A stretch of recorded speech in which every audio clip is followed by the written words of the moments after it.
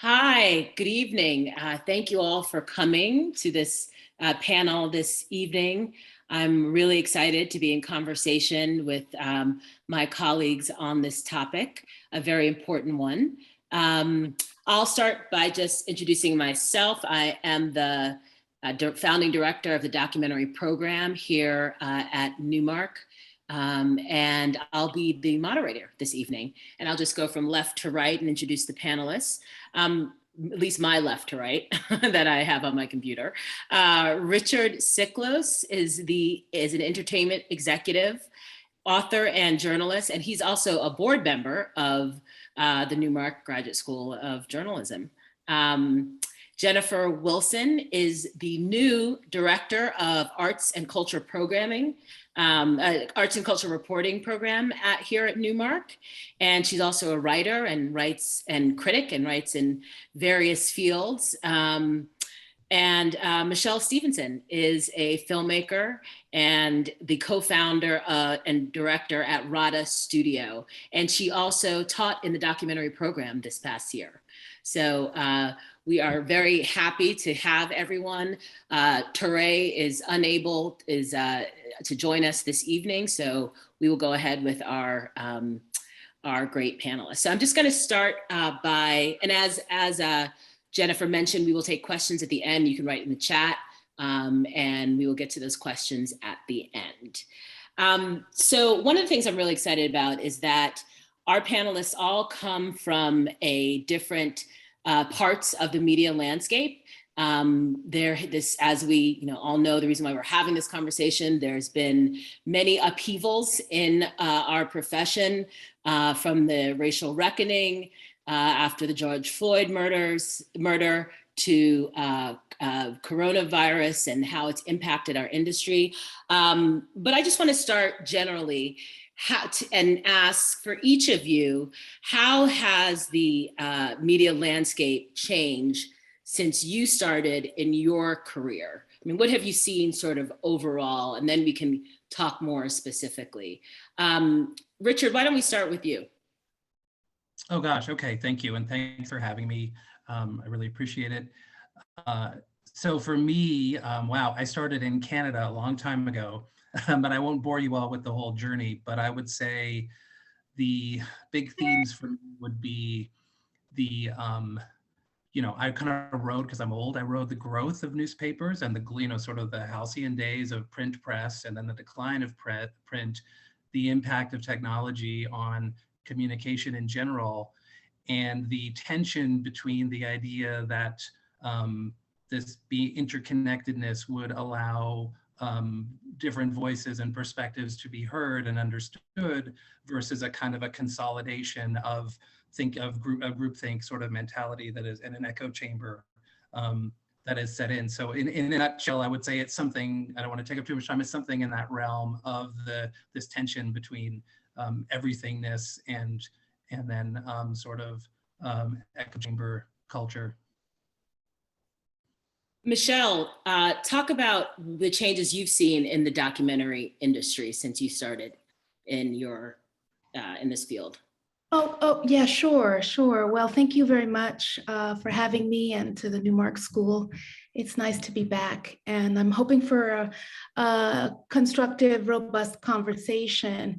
This is not my first career. I come to filmmaking through legal human rights work and international development work, and kind of always sort of shifting to other spaces, looking to where change can happen from a structural perspective. And I found myself in culture building, which is what I feel I do through storytelling and through documentary film. And I guess to put it sort of in a nutshell on two sort of levels, one is the aspect of the structure of the industry, right? The structure of the field of nonfiction storytelling. I remember when Netflix, and I guess I'm revealing my age now, we would get it as a DVD in the mail, and I'd have to remember to put it back, to mail it back, so I don't get charged for the next month on this. And that was a new thing. And now there's this explosion in terms of, especially in nonfiction, where again, I remember, pitching documentary, it being sort of niche, not so popular in certain ways. Even my kids, were not necessarily watching it or seeing it in that, seeing it more as an educational tool as opposed to this kind of storytelling mass sort of appeal. And that has shifted dramatically, right? More recently, again, with the Netflixization, as I would call it, or the algorithmization, I don't know if that word exists, but of our storytelling. And so it's created, on the one hand, this huge landscape for storytellers, but it's also a commercialization that has happened on that level that has to do with power dynamics and who gets to tell whose story and what stories get the platform. And so there's this sort of transformative, I'm a little ambivalent in terms of understanding that there are sort of spaces being open, certainly for BIPOC makers, telling different stories, but there's also this algorithmic pressure that's happening around the commercialization. And when you look at public media, in some ways not being able to compete in terms of the money that's being thrown, at some of the stories that people deem popular.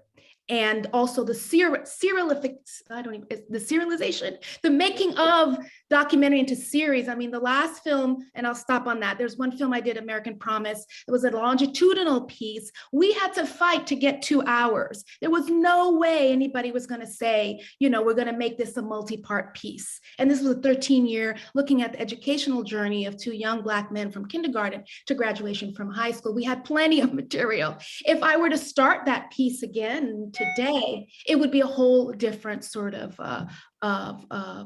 a situation around this idea of series and even extending things with these cliffhangers that I think appeal to a certain algorithm that can be dangerous. I'll stop there. And I would just like to add, and we'll get into this in the conversation, as you said, if you had to fight for 2 hours, but what kinds of stories were the ones that they accepted as as series, to make it a thing, right? And and that challenge that filmmakers of color still have in terms of breaking those boundaries within the medium. But Jennifer, I wanted to ask you, and especially as someone who writes as a critic, there's been a lot of talk as we talk about opening up opportunities and who tells whose story, that we need more critics of color, because in some ways they are gatekeepers to what gets noticed, what gets the edge, the shine, what gets good reviews. So how have you seen in your field, which traditionally has really not had people of color in that position? What have you seen over the last number of years? Yes, absolutely. I would say the biggest thing I've seen are legacy mags investing in digital. So the New Yorker building out the New Yorker Online, the New York Review of Books having a blog, Paris Review having a blog. These opportunities paid way less because they were digital, and were less prestigious at first. And this, where there's less money and less prestige, they let writers of color in. And so when I tell people that my first byline, my first real literary essay was with the New Yorker, they're shocked. But I'm like, well, back then, the New Yorker Online, people didn't even really consider that the New Yorker, and I did months of reporting, and I was paid $350. And so, but now, so a lot of writers of color started appearing in the New Yorker and the Paris Review. But now what's happening is those are now considered, like the New Yorker Online, people really don't differentiate the New Yorker Online from the New Yorker in print, or people don't even know if something that they're reading is online only or not. But what hasn't changed is the pay. So you have this kind of 2-tier system where you have critics writing for online only, who tend to be more diverse, paid far less. And then you have the print, which tends to be far more white and paid much better. And there's finally, and when I say finally, I mean like a week ago, within the past week, there has been a conversation about that discrepancy. I didn't even know that. So that is really interesting. And we'll talk more too about how technology, the impact of technology on this issue of who gets to tell whose story. But now I want to just go more specifically to this last year, well, I guess a year and a half now, the reckoning, as we've been calling it, the racial reckoning. How has that specifically affected your experience in the field and what you see media wide? I think, I think there's a lot to chew on here, and a lot that we, and even speaking from particular personal experiences, I think is really helpful. So, to really understand as working storytellers or working, executives making these decisions, what is going on right now? I'm going to start with you, Michéle. All right. Well, there are a couple of things. I really think in some ways for us to see George Floyd as really our sacrificial Jesus in some ways, that this blood had to be sort of like spilled once again for there to be a reckoning and people to kind of think about shifting things at a deeper level. So for me personally, and for sort of the work that we're doing at Rada, our work hasn't changed. It's always sort of been centered. I mean, of course, we push the envelope around storytelling and thinking about different ways of that, and thinking about the audiences that we, are interested in connecting with. What has changed is the perception of our work, right? And that has changed on multiple fronts. First, the work that we are doing, that we've looked up, we get different looks from people in terms of the level of interest. As directors also, we get phone calls that we weren't before, although our experience level is pretty much the same. We are on different radars as a result of the pressures that are happening. And then there's another aspect too, where we're being called on to legitimate stories that are being told about communities of color, but from predominantly white crew and talent and producers, right? So those are the other, and we take those seriously in terms of figuring out, well, are we being tokenized? What is it about this story that we are willing to sort of delve into? Will we be listened to? All of these questions come in terms of even us deciding around our bandwidth, what the choices that we need to make. And I think another thing that the pandemic has done, I think for many people that we're even reckoning with people not coming back to work, is we're kind of being more selective in terms of understanding, it's one life to live, and figuring out where am I going to spend it and how am I going to spend it in terms of a meaningful, purposeful way. And so, yes, the perceptions have changed. There are doors opening on a certain level of the work that we're doing, but there's also this other aspect of legitimating, which is coming from pressure, I think, that has happened through the uprisings that have happened, but also I think on the grant sort of side, funders sort of also stepping in terms of there being writers, to looking at the diversity of and makeup of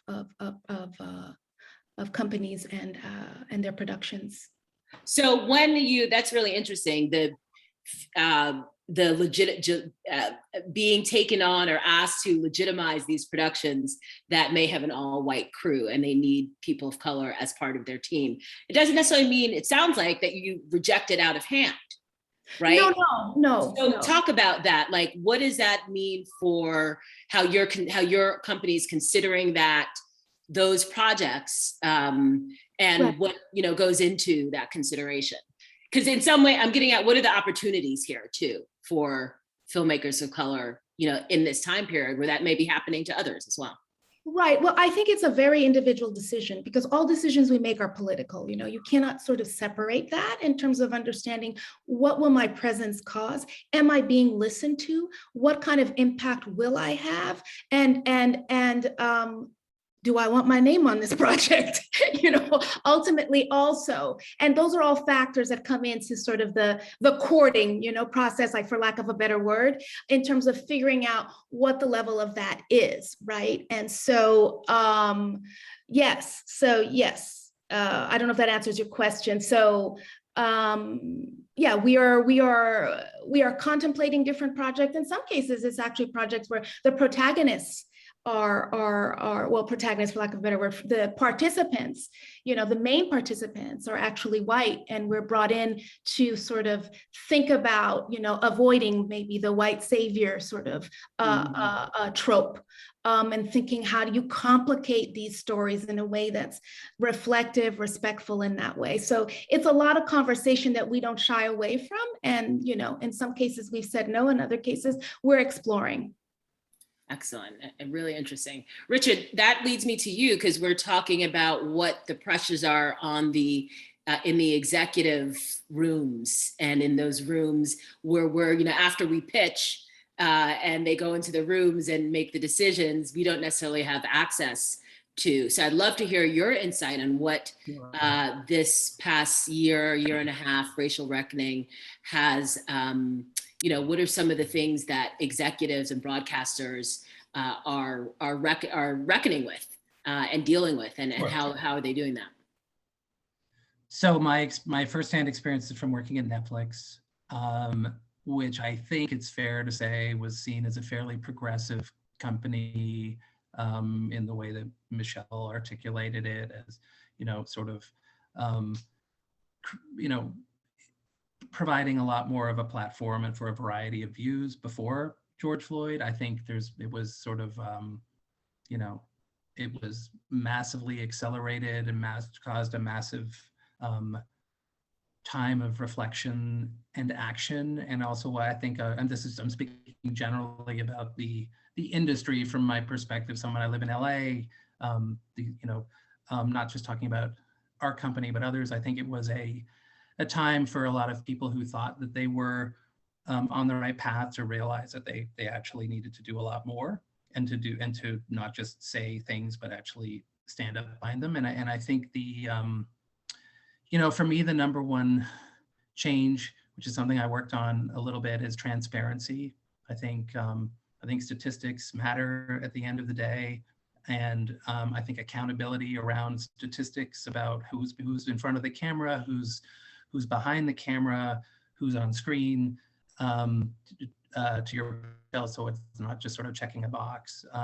Who gets to, I think this panel's called "Who Gets to Tell What Stories?" I think that's a very central question, and then to be able to show how you're doing and be honest about how you're doing relative to the rest of the industry and the rest of the world. I think that's a very important step that we've started on a path toward. And I think then we get into the funkiness of, I'm sure, questions you want to ask about, how do you do it? What does it mean?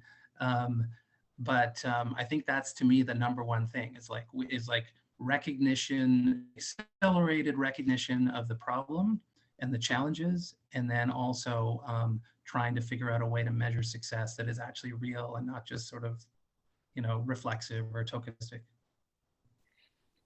I wonder, to me, watching what the racial reckoning and seeing what happened, and even companies, getting rid of the Aunt Jemima finally, right? Like there were these major things that you're like, what? It just now? This is what it took? I mean, we've seen, would you say? Yeah, it just occurred to you, like you woke up this morning. Yeah, it just occurred. And we've seen these murders. I've seen them all my life, what was it?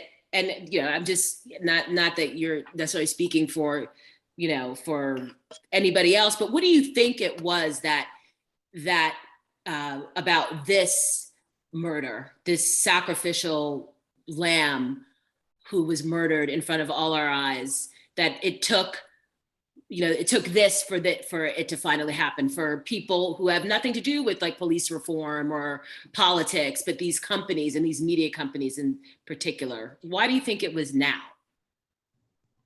I don't know that I have a good answer to that. I mean, obviously there was a succession of murders, obviously, and that was sort of the boiling point. But you're right, it's a systemic problem.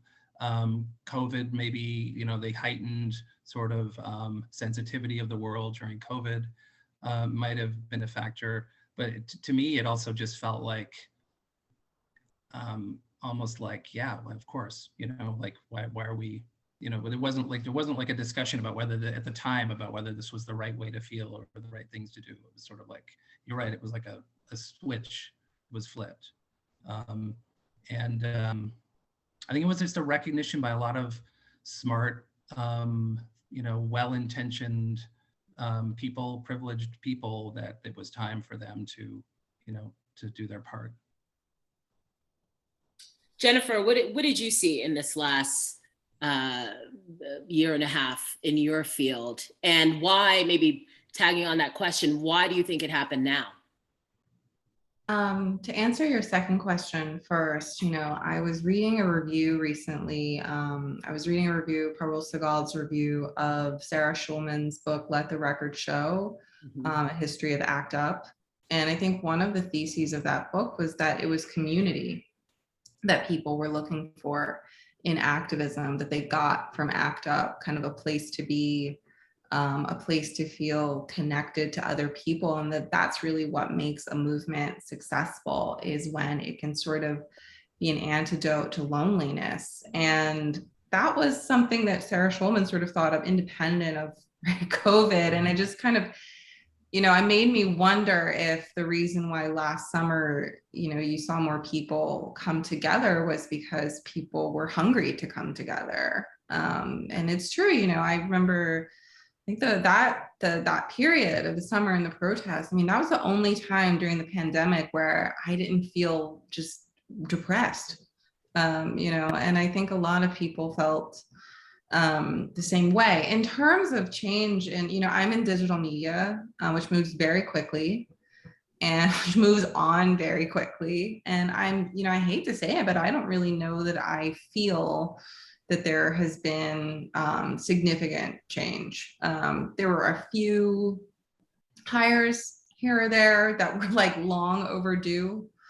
And that kind of feels like that was kind of the end of it. Like, I feel like people moved on pretty quickly. I'm also seeing one thing that happened, and I think a similar thing happened with me too, is, you had, for instance, I was talking to this editor at a press, and she was complaining about all these books that were pushed into production after the protests, these books about racial equality and race in the United States. And I remember she called them Facebook books. And like, people just kind of turned a Facebook post into a book. And she gave as an example, she didn't know that I knew the author. But it's just like, this person's been writing this book for like 10 years. And, and it's also I'm seeing it become a way to kind of delegitimize work that people have been sustained in for a very long time, as if they just sort of kind of cooked something up in response to the movement. Yeah, the backlash. I think we're seeing that in all different, all different industries. And definitely I've had my own experience with it as well in documentary. But before we talk about backlash, because I do want to talk about it, let's get to the heart of the matter, because one of the things that's come up in this racial reckoning is who is allowed to tell what story. And it's a conversation I think that's happening amongst colleagues, we're seeing it in the fiction world, in terms of actors, who are not of a certain, certain sexuality, playing actors who are LGBTQ, or whitewashing of different characters. Definitely we have it in the documentary community. And in terms of writing, who gets to tell what story? And I don't think everybody's in agreement about it. I mean, what does it mean should we be saying that only African-American women could write a book about African-American women, or tell the story of the documentary, of Harriet Tubman, or Latino filmmakers can only tell Latino stories. How do we address that? Well, what's your reaction to that? And I will say I've had this conversation not just with people being defensive around it, but actually trying to figure it out. Like, what does it mean when we say we want authentic stories, we want to open more access to people of color who haven't been historically allowed to tell those stories? What does it mean right now in 2021? Do people from only that community get to tell, only should be able to tell that story? Jennifer, it looks like you were gonna. Oh.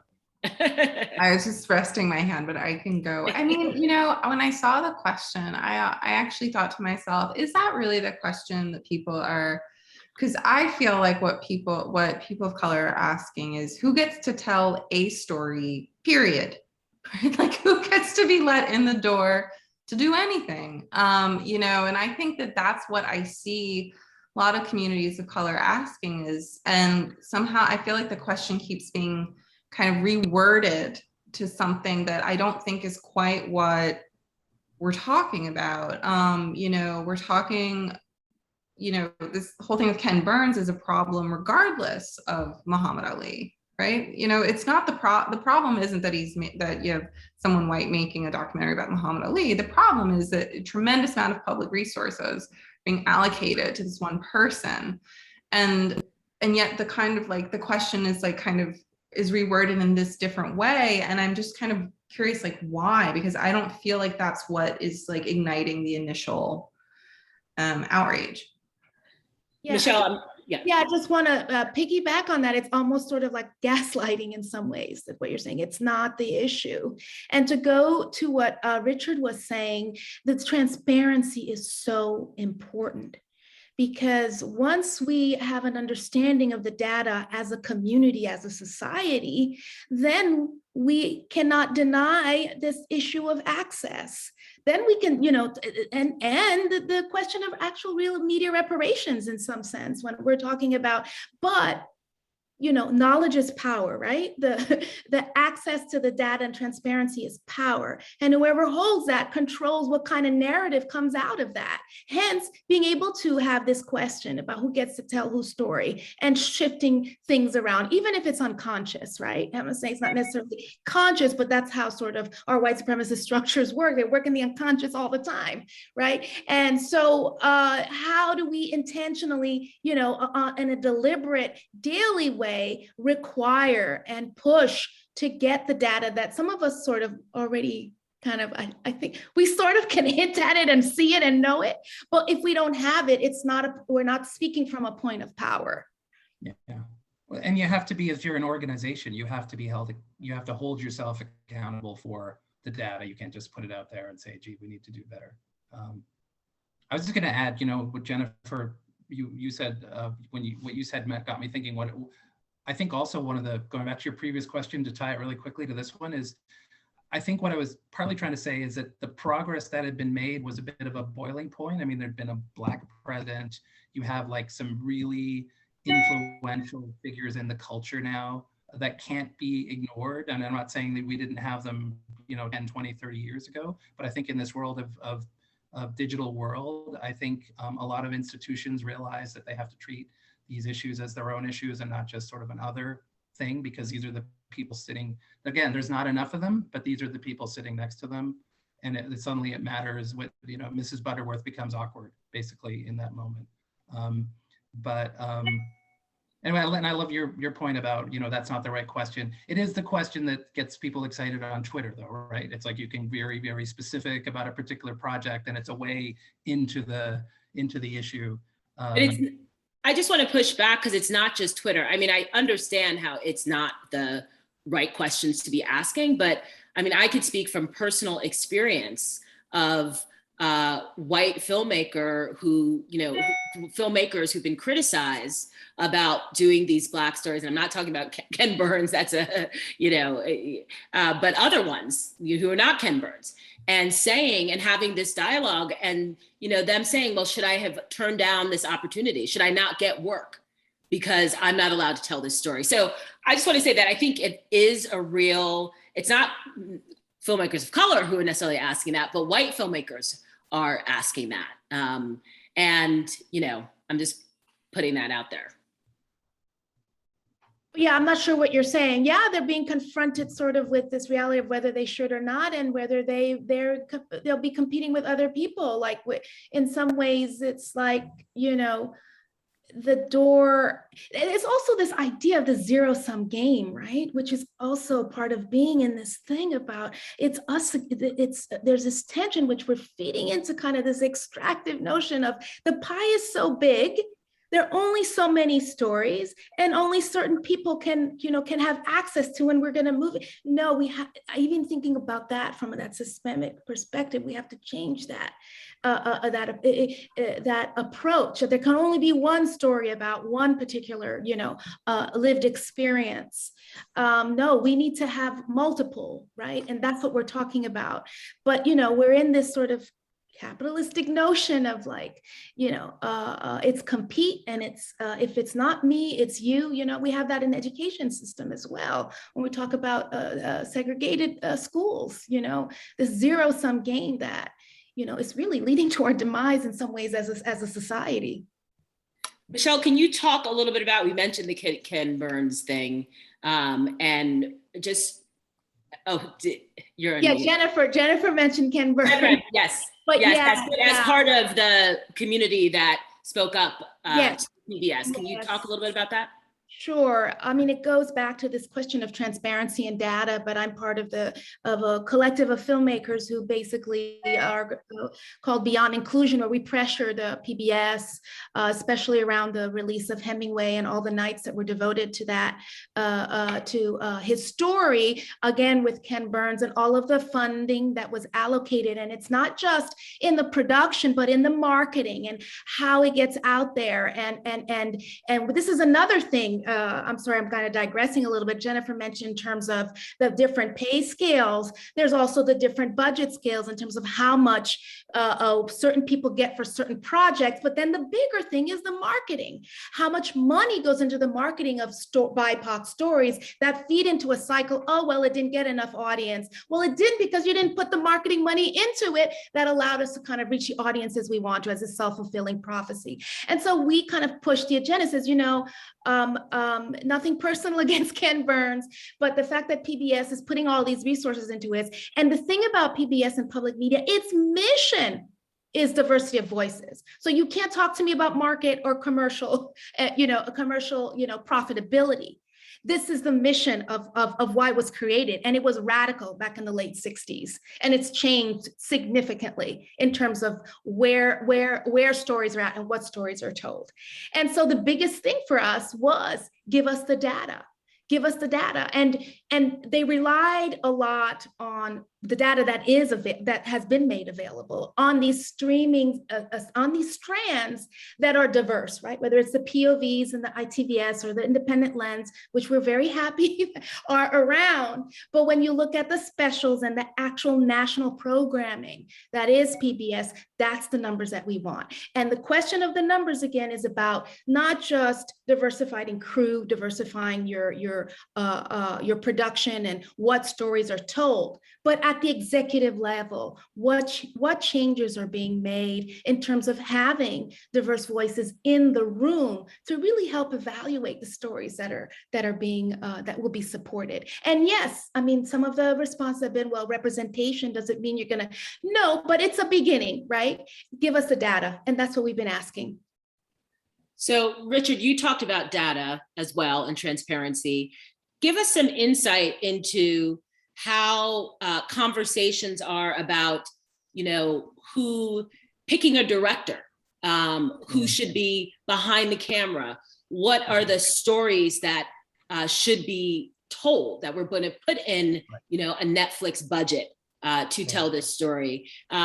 crew? Is there a diverse crew? Are executives looking at those issues? How are they dealing with that? And are they pushing back against it too?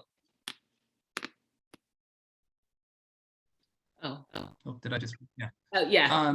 So I can't, so I haven't been involved in those. I'm wearing my reporter hat now from my former career because I'm not in the room when these discussions are held typically, but I know how they're talked about across the industry. And I think the answer is, for lack of a better word, authenticity. If the goal is authenticity to whatever the project is, then that's a way to address these questions about who gets to do what. What is the outcome that leads to the most authentic cultural, product, and then that can apply to director, producer, writing room. Just a good example. My friend Damon Lindelof, did Watchmen, based it around the Black Wall Street tragedy of 100 years ago. But did it seemingly very, obviously, like, I think he felt he had the power to authentically tell that story when he told it. And he also partnered really well with some really great artists of color like Cord Jefferson and Regina King. And I'm like, I have no visibility in that decision, but it always struck me as this was a great example of where, and again, it was also right at that tipping point. I think it was another one of those interesting cultural moment things. But I think the question you always have to ask is, like, are we telling this story authentically? And it gets to all of these controversies around not just like who gets to write it, who gets to act it, gender, race, sexuality, and everything. It's funky. And then the other thing I'd quickly add is, then you say, well, you can impose rules. Which is probably your next question, right? What are the rules and the changes you can make? And you can certainly always say you have to consider diverse, candidates for anything. But I think, there's this thing, the Rooney Rule in the National Football League, that has been in place for a long time, that has barely resulted in any head coaches of color, and some who are just sort of like, always being interviewed for the job. That's kind of like what Michéle was speaking about. So it's really complicated, but I think it's something to me in that realm of authenticity. I just want to encourage, we're going to take questions soon, so please write in any questions that you have from the audience, and we'll try to answer those. So we started talking, well, I want to talk about how technology, we've talked a little bit about it, but technology has impacted this discussion or this challenge, how it's opened up potentially, but with open up opportunities for storytellers of color. But we could see, Jennifer mentioned some of the ways that hasn't worked like in super well. But also too, Michéle, I'm thinking of your venture into the VR world and how technology has impacted who is able to tell, opportunities for storytellers of color and who can tell these stories. Okay. Well, two things. One, when you were talking about technology, I do think that there's a mobilization on the part of like collectives such as, or like, Black Twitter, right? Or people organizing. Even for us, I'm part of the Black Girls Doc Mafia. Where there can be kind of rapid response reactions to certain things that lead to a robust conversation, understanding the limits, I know, of social media and what it can cause to in rifts, but it does create pressure. It does create sort of social pressures that I think that we as certain communities didn't have before, in terms of being able to vocalize in a way that brings, kind of rallies the troops, whether it's like the Beyonce's Beehive, or these other sort of collectives that I feel in some ways, it's sort of, it's a little gray too, in terms of the level. Sometimes it can lead to certain, what we might think are sort of, not justified sort of cancel culture, but the fact that we can mobilize and question, and there's a level of accountability, as you were saying, Richard, that is asked. I mean, we've been able to mobilize through these collectives to question certain decisions around filmmakers telling certain stories that leave, other people out. And in terms of the VR, I mean, I go back to what I was talking about earlier, I've been working on this project called The Changing Same. It's a virtual reality, native to virtual reality. We call it this magical realist time travel through racial terror in America. And it really uses the VR to kind of warp and bend time so that the past is present and we make connections, understanding that history in some ways is a cycle, that certain things have never changed, but also a reckoning and a commemorating of the resistance to certain levels of racial oppression. And, you know, we've been working on it for 5 years in terms of the looking for funding and finding it. And then, of course, you know, George Floyd happens, the level of perception of what this project means is suddenly sort of timely, you know, and so, and we're embracing that. And we are embracing that in terms of the level of, you know, recognition it's had, and it's gone to a number of festivals and has gotten awards. And, you know, we have 2 more episodes coming out that we're optimistic about sort of getting funding for. But this is an example of something we've been working on for a number of years. And I think Jennifer mentioned the friend who was the writer who had this book, and, you know, that and the reaction to it, but that this the moment, right, the historical moment has changed. Now, if we do study history and think about, you know, whether it's, you know, technology is one aspect. The technology in some ways is a tool for us as storytellers. Like, I call myself sort of platform agnostic. Whatever the tool is, I will sort of try to use to work through the stories that I think work for me in terms of how I'm thinking. But so we don't know, like there have been these openings in the past, you know, especially certainly for Black and Brown filmmakers in the past, as well as opportunities for shift that have closed, you know. And so the question is, how long will this be open? Are we talking about a serious structural shift that will sort of where the circle will move forward, as opposed to sort of, not that progress hasn't happened, but we have to be wary of that and understand that as open as it may be now, the opportunities might, you know, not be here, you know, in months to come.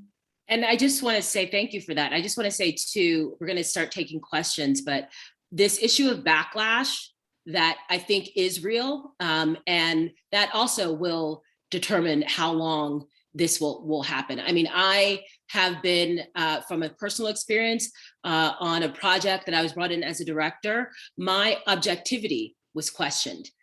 Because this was a story of an African-American woman, and my objectivity was questioned by a white producer on this story. I mean, so these are some of the things, just a small thing that I think are happening in terms of the backlash against this opening that we see. But I'm going to go to a question, and of course, we want to know, what are the solutions, right? So this question is from a visual storyteller who sees white journalists being elevated in different, you know, as head of these, you know, video services and being hired as video journalists.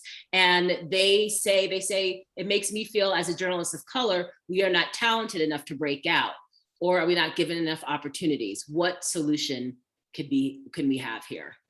Jennifer, I'm going to put that to you. Okay. To solve the problem of diversity in media. I mean, I'd like to look at that question again, but I mean, it has first things first, it has nothing to do with talent. You know, it's, you know, racism is real. And, you know, I think that, you know, as the director of the Arts and Culture Concentration, knowing that most of my, that the, you know, CUNY, I believe it's majority minority, a lot of students of color, I sort of approach it as if, you know, my students are going into a hostile environment, and that they're going to have people question, you know, I'm a book critic, I have people question my ability to read. You know, they sort of do it in subtle ways, but, you know, there's almost this idea that,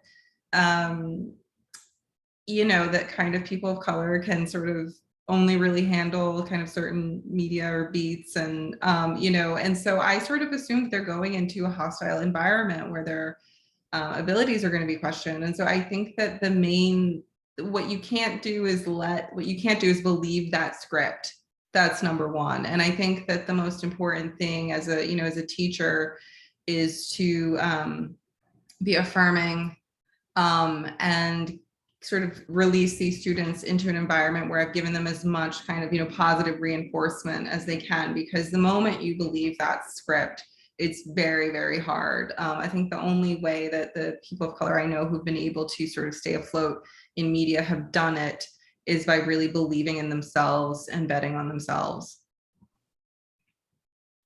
Thank you. Another question specifically about how Netflix, or I would say other streaming places as well, how they do hold themselves accountable, and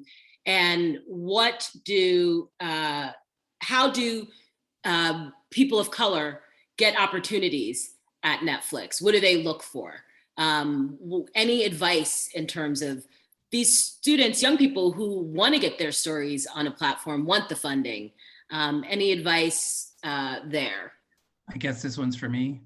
And so, other people who've, pitched in front of Netflix. I just have some perspective on it. I mean, so one way is on this point of accountability, the company publishes a inclusion and diversity report with statistics about the composition of the workforce, the people who are on the payroll at Netflix, which is not exactly what you're asking about, which is more project-based. The project stuff is covered in, as I mentioned, there was a commissioning of the USC Annenberg Inclusion Institute to give an objective analysis of who's getting what roles in front of and behind the camera across the slate, right? There's a lot of shows, a lot of films, and then they also do work like this across the industry. It's a little less precise and granular what they do at an industry level, but I think those are steps in the right direction. Just speaking from my own observation, and obviously I'm not a person of color, so I'm sensitive to, I don't have particularly great answers to these questions, but and don't pretend to know the answers, but I can say that the number of, it really starts at the top, right? And the top of these companies tend to be white and male. And I think it's going to take another half a generation for that to change, maybe a little bit. I worked at Time Warner before I worked at Netflix, and it was, had this very brilliant Black CEO, Dick Parsons, who some of you may know, and he was able to make some really interesting cultural changes in the company. But I wouldn't say that they changed the industry overall, even though Time Warner was on the gold standard. But having him there, I observed it certainly opened a lot of doors for other people of color to be in key roles and to have an opportunity. That's the last thing I would say is I've also noticed, so there's a lot of pipeline programs and things, and particularly since George Floyd, there's new money basically going toward giving opportunities to people of color, which is obviously part of the answer. I also know there's a lot of talented people who don't want to, that's not how they see themselves or want to be. They don't want to be in a pipeline program. That's where I see things like the Newmark school are pretty cool, because it just happens to be very diverse and underrepresented in its nature, rather than in its sort of it's not a kind of a mission. So I think it's like all those things together are the answer. And in terms of the kinds of stories, I mean, the one thing I've really appreciated during the time I spent at Netflix was stories from anywhere. They the #1 show in the US for the last couple of weeks is a show from Korea. There's an openness in culture among people. There's no longer this balkanized view that if you're a Black filmmaker, your only audience is Black audiences, right? I think there's been a growing recognition. There's still work, progress to be made, but there's growing recognition, whether it's Ryan Coogler in Black Panther at the most extreme level, or Ava DuVernay and her work, that this is, that they are paving a way for an openness to lots of ideas that are kind of, where gender and race and things are less relevant to the conversation. It's really about talent. I just want to read a comment from one of the audience members, that as a young Black woman, it's been difficult to gain confidence to go for some of the goals that I have, because the markets of which I'm interested in media are still dominated by my white counterparts. And it's difficult to get out there and when there are such stigmas. One question is about how the public can demand more transparency from places like PBS, Netflix. Like how can the public or students get involved in this push for transparency?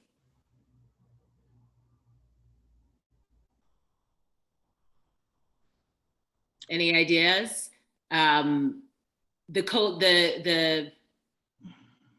you know, this is so it's how do I explain it? It's I mean, mobilization obviously is important, but for me, there's also this level of toll that it takes on communities of color to be pushing for the accountability, right? I mean, I'm part of this collective, this Beyond Inclusion collective of filmmakers. We're filmmakers, we work full time, right?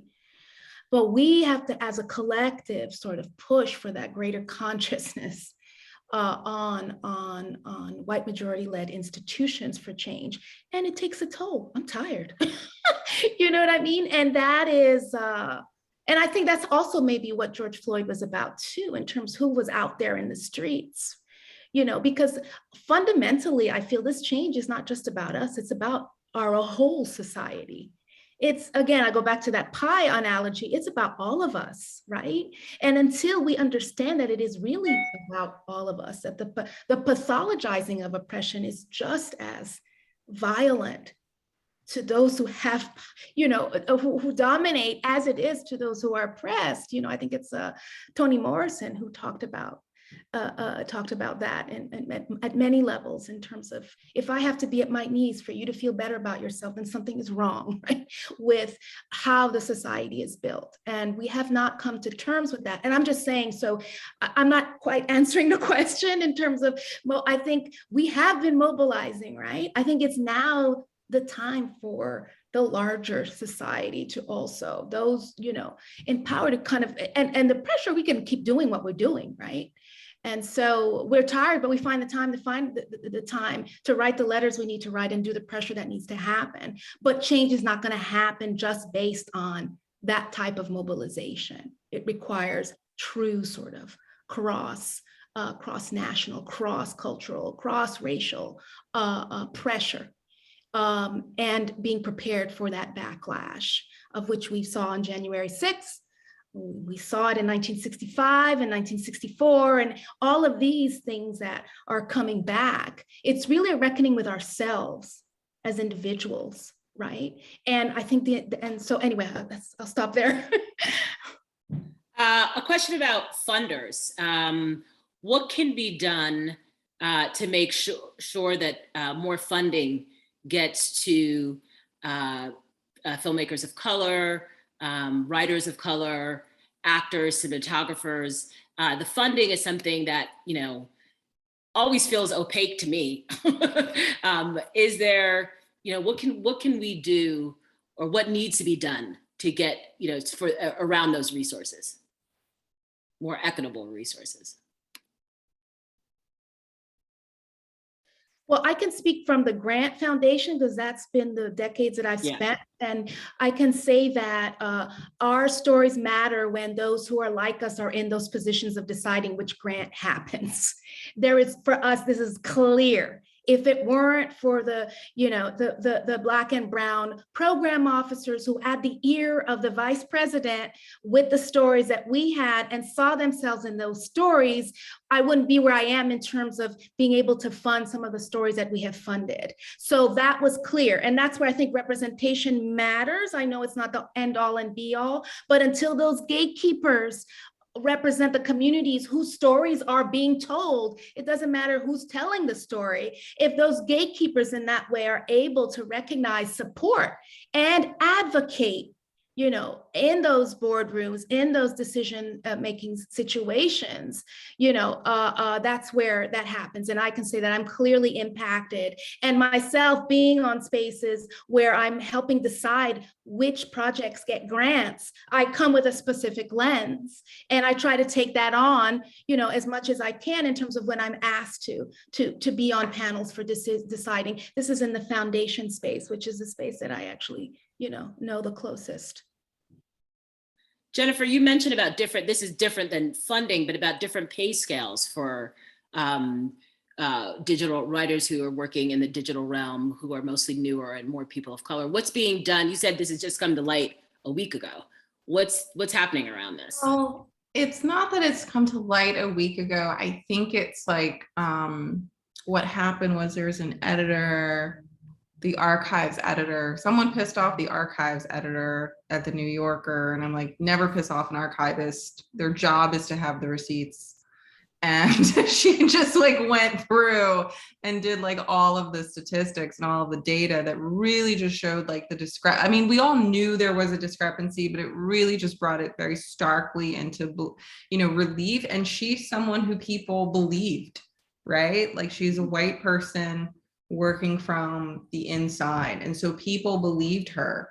The rest of us have been saying this and no one really takes us seriously, but, and that's, I think, it's, again, this has been this term that's been kind of hollowed out, but there really is, you really can use your privilege. And I think that's an example of one way. And then, to go to Michéle's point, I was thinking about not so much criticism, but book publishing.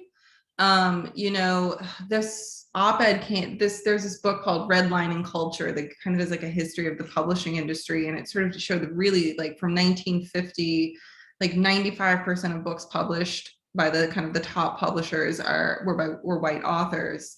And they showed when Toni Morrison was an editor at Random House, the number just spiked of writers of color. And they're we talk about that representation can sometimes be empty, but you're right, that it can make a difference. We have examples of kind of really individual editors coming in and somehow completely changing the landscape for the 5 years that they're there. And so, yeah. Yeah, and I think it's also training or letting students or people who are interested in these fields know that that's a job opportunity, to be a funder, to be an editor, to work your way up, it's also exposing more people of color to those positions, I think, because there has to be some way for them to enter. We have a question. We can take one more probably. What do you think? This is interesting. What stories do you think, and anybody can jump in here, have been undertold? Are there communities or storylines that we really haven't heard from? Any thoughts about that?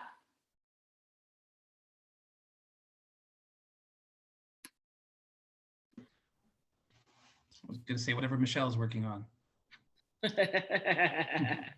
But there's so much. If you're talking about journalism, I feel there's so I don't even know where to begin, right? The balkanization of media has been so extreme, and there's so many stories that are, again, they're told, but they're only told to very niche audiences, and in a way that they can't sort of do as much positive, have as much of a positive impact as they might if they were in more mainstream places. And then in Hollywood, we're out of time, but it's a lot of remakes and stuff does get squeezed out of the way. So hopefully streaming and the print counterparts of it are creating more opportunity for more stories, just with the bigger platform. Yeah, I think that it's I think sometimes I notice when people say no one's talking about this, they mean the Times isn't covering it.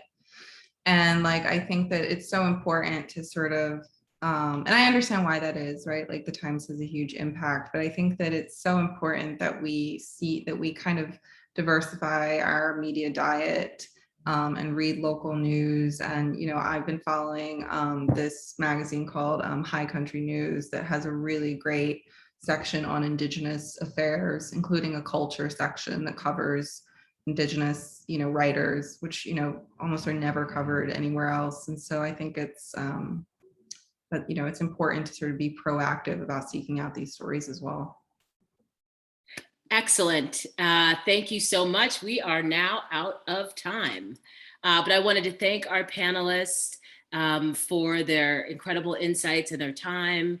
And I think this session is recorded, so you can have access to this session. This is recorded. It was just confirmed. So thank you guys. Have a wonderful evening, and let's, you know, continue to fight the fight. Get our stories told. Thank you. Thanks so much. Thank you. Thank you. Thanks, everyone. Everyone.